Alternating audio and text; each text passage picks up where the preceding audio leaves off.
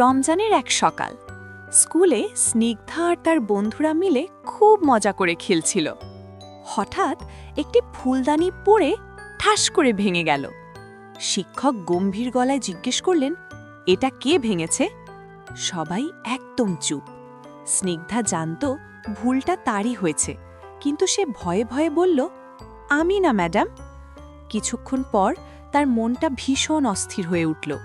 সে মনে মনে ভাবল, আমি তো রোজা আছি, মিথ্যা বললে কি আমার রোজা ঠিক থাকবে? অবশেষে সে সাহস করে উঠে দাঁড়াল। ম্যাডাম, আমি ভুল করেছি। শিক্ষক সুন্দর করে হাসলেন। সত্য বলা সবচেয়ে বড় সাহস। সেই দিন স্নিগ্ধা বুঝল, রোজা শুধু না খাওয়া নয়, সত্য বলাও এক বড় ইবাদত। হাই বন্ধুরা, আমি তোমাদের ছোট বন্ধু। তোমাদের কি আমার ভিডিওটা ভালো লাগছে? তাহলে প্লিজ আমার চ্যানেলটা সাবস্ক্রাইব করে দাও।